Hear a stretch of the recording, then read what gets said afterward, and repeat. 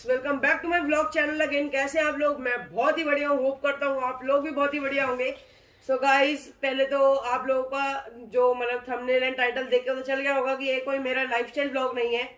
ये व्लॉग है कि आजकल जो बड़ी चर्चा हो रही है भाई फार्मर्स प्रोटेस्टिंग। तो मैं बताता हूँ, पहले तो मैं ये बोलना चाहूंगा कि देखो, जो लोग फार्मर्स के साथ हैं वो बिल्कुल सही कर रहे हैं।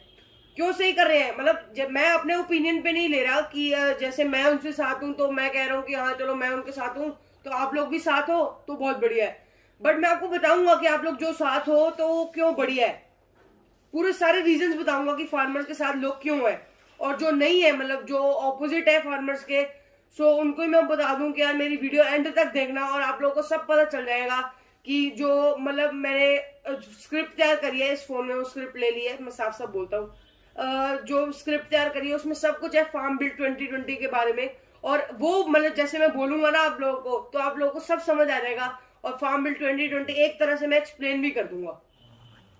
तो जब फार्म बिल 2020 एक्सप्लेन हो गया तो फिर तो बहुत बढ़िया यार, और क्लियर हो जाएगा ना फिर वो मामला। फिर जो लोग जो फार्मर्स के ऑपोजिट है, मतलब मैंने कई लोग ही देखे हैं अपनी आसपास की, वो कहते हैं कि फार्मर तो ऐसे ही मतलब वो सड़कें लॉक करके बैठे हैं, रोड लॉक कर ली है। बट ऐसा नहीं है यार, उनकी भी तो अपनी मजबूरी है। सो ठीक है, फिर कोई नहीं, अब बिना देरी के फिर करते हैं शुरू। ठीक है गाइस, अभी आ चुकी है स्क्रिप्ट, तो ठीक है शुरू करते हैं फिर। फार्म बिल 2020 नाम सुना होगा, कई लोग कहते हैं बिल निकाला है, बिल निकाला है। क्या निकाला है? बिल। ठीक है ना, तो अब मैं वो एक्सप्लेन करने जा रहा हूँ। Farm bill 2020। सो फर्स्ट पहले मैं बता दूं अभी करंट मार्केट सिस्टम क्या चल रहा है, ये बताऊंगा सबसे पहले मैं आपको। सबसे पहले होती है लोकल मार्केट, और लोकल मार्केट तो भाई सबको ही पता है यार। देखो, यहाँ पर फार्मर्स अपने क्रॉप्स बेचने जाते हैं, जैसे जो मतलब फसल हो गई, जैसे वीट हो गई, राइस और ये गेहूं वगैरह सब कुछ हो गया। वो लोग मतलब अपना बेचने जाते हैं लोकल मार्केट में। ठीक है, यहाँ पर वो सारे बेचने जाते हैं। अगर यहाँ पर मार्केट में मतलब उनको प्राइस अच्छा सा नहीं मिलता, कि उनको लगता है कि प्राइस बहुत ज्यादा कम है हमारे लिए, तो फिर वो लोग जाते हैं एपीएमसी। एपीएमसी क्या है यही मैं बता देता हूँ। एपीएमसी है agriculture produce market community. APMC agriculture produce market community. So अब मैं इसके बारे में बताता हूँ। ये मार्केट है गवर्नमेंट ने, मतलब ये मार्केट पहले तो गवर्नमेंट की है, और ये मार्केट गवर्नमेंट ने हर स्टेट में खोली हुई है, हर स्टेट में खोली हुई है। और मतलब इतनी ये इसको मतलब सरकार मंडी भी कहते हैं, सरकारी मंडी हो गई। जैसे APMC is also known as sarkari mandi, ठीक है ना, और आप ये बोल सकते हो। सो अभी करंटली इंडिया में 6500 एपीएमसी जैसी सरकारी मंडी है। 6500 यार, कम नहीं होती। 6500, मैं एक बार दोबारा बोलता हूँ, कम नहीं होती यार बिल्कुल भी। तो ठीक है, इन मंडियों में सरकार लाइसेंस इशू करती है सबसे पहले। तो सरकार लाइसेंस इशू करती है, मैं बताता हूँ। और लाइसेंस उनको इशू करती है जो मिडिल क्लास है, मतलब जैसे एजेंट्स हो गए, ठीक है ना, कमीशन एजेंट्स हो गए, और ट्रेडर्स हो गए। और फार्मर्स अपनी क्रॉप्स लेकर यहाँ पर मतलब मंडी में जाते हैं, एपीएमसी मंडी में जाते हैं, और वहाँ उनका क्वालिटी टेस्ट होता है, मतलब क्रॉप्स का क्वालिटी टेस्ट, कि भाई मतलब जो क्वालिटी है वो कुछ मतलब ऊपर नीचे तो नहीं है कि कोई घटिया क्वालिटी के मतलब क्रॉप्स ले आए, बट ऐसा नहीं है। फार्मर्स हर बार अच्छी क्रॉप्स लेके जाते हैं, ठीक है। और उनका भी तो है ना, मतलब अपने उनको भी तो पैसे चाहिए, तो तभी उन्होंने लोकल मार्केट छोड़ के ये सेकंड एपीएमसी भी आते हैं। और कई बार होता है ऐसा कि लोकल मार्केट तो भाई बहुत ज्यादा कम ही बिकता है, एपीएमसी में बिकता है, बिकॉज एपीएमसी में प्राइस अच्छा मिलता है शायद। अब देखो, जो मैंने सुना है वही मैं बताऊंगा, गलत कोई नहीं बताऊंगा मैं। सो यहाँ पर एपीएमसी से जाते हैं, वहां उनका क्वालिटी टेस्ट होता है, और फिर उनके अकॉर्डिंग उनका ऑक्शन होता है, ठीक है, चूज होता है। ऑक्शन होने के बाद किसान से वो ट्रेडर्स जो क्रॉप्स है, जो किसान मतलब जो क्रॉप्स वहां लेकर जाते हैं वो बाय कर लेते हैं, वो ट्रेडर्स मिडिल क्लास, ठीक है। और बाय, बट उन्हें क्रॉप्स पे एक टैक्स पे करना पड़ता है, जिसके टैक्स की मतलब अमाउंट होता है 0.5 to 8%। टैक्स हर स्टेट में अलग अलग होता है, ठीक है।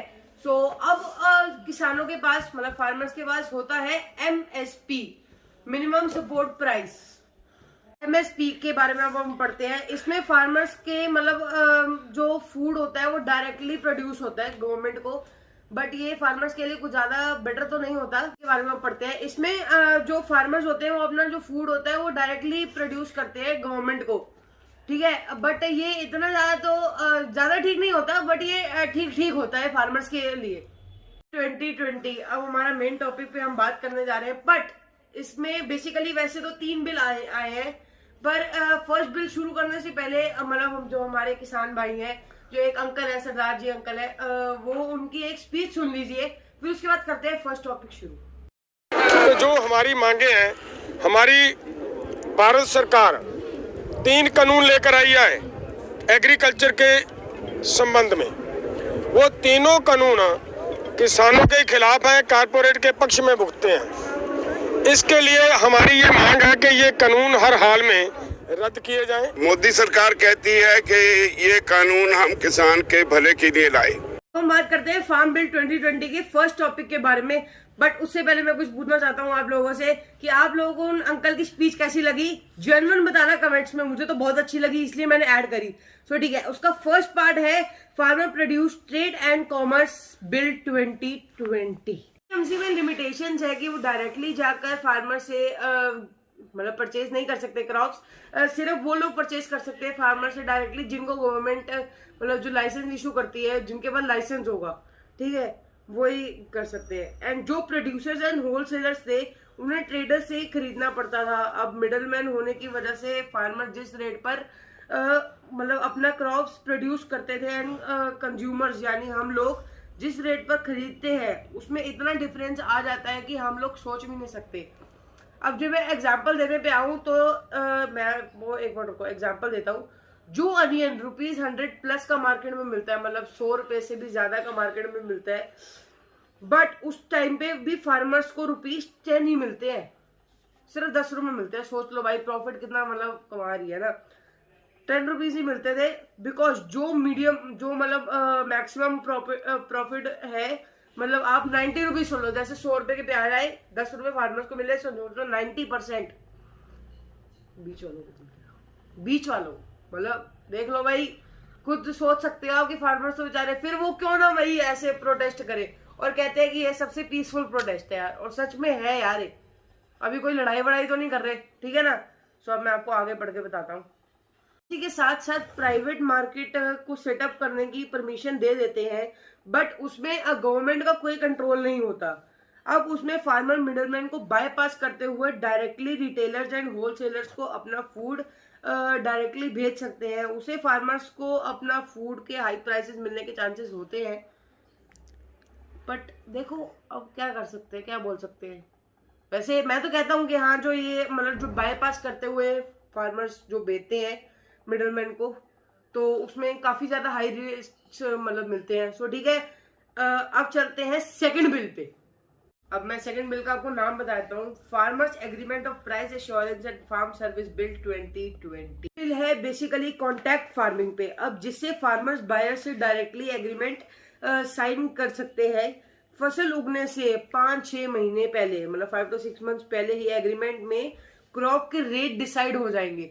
अब मैं एग्जांपल देता हूँ क्रॉप के रेट का। जैसे 2100 रुपीज पर क्विंटल, जो रेट जिस रेट पर फार्मर्स अपने क्रॉप्स सेल करेंगे।